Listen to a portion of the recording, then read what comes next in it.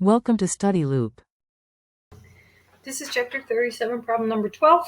An unstable particle is created in the atmosphere 45 kilometers above the Earth's surface. We are in part A asked to calculate for a scientist on Earth what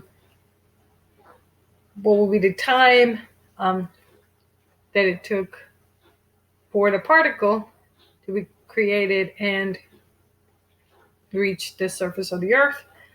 So in order to do that, well, let's write down what's given to us.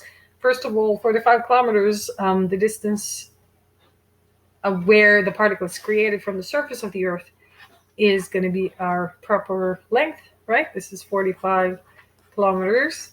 And if you write it in meters, it's going to be 45 times 10 to the power 3 meters. And we know the speed of the particle, 0.9954 times the speed of light. Now in part A, again, we were asked to calculate the time. So the time is you know, it's distance over velocity. So then the distance is L naught in this case, and our velocity is given to us. So it's going to be 45 times 10 to the power 3 divided by 0.9954 times c, which is 3 times 10 to the power 8.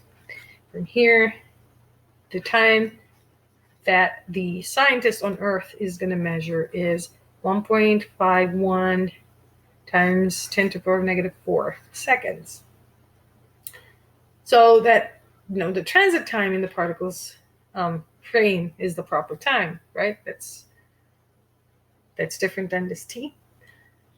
And part B.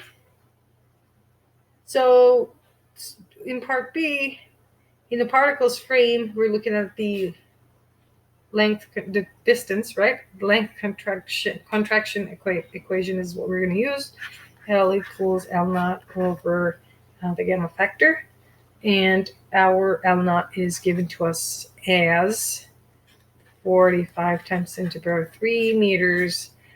So gamma factor, as you know, let's write it here. Gamma is 1 over square root of 1 minus v squared over c squared.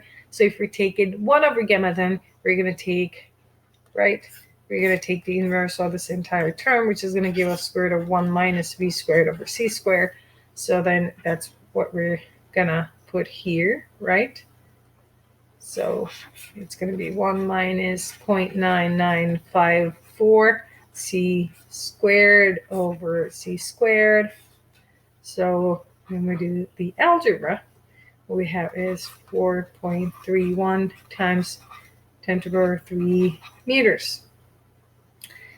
Now in part C, we are asked to calculate the time dilation in the particle's frame. So in the particle's frame, it's T naught. Then we know how long it took for the scientist to observe this particle. So it's this T that we calculated in part A divided by our gamma factor, right?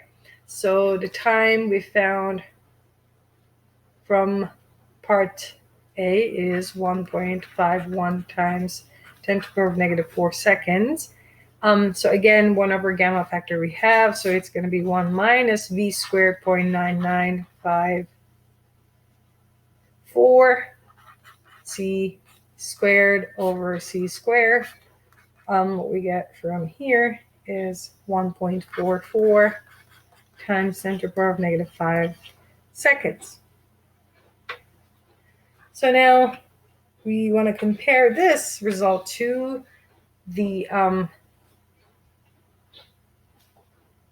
time that we calculated in part, using to get to the same conclusion, hopefully, using the distance calculated in part B. So we want to get there using the distance. So then L over V, right, the distance traveled divided by the speed, and now is going to give us also the T naught, another way to get it.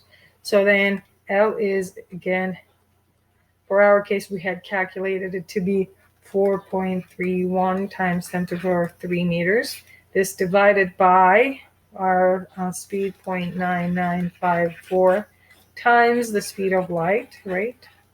This is going to be equal to the same time that we calculated. So results agree as expected.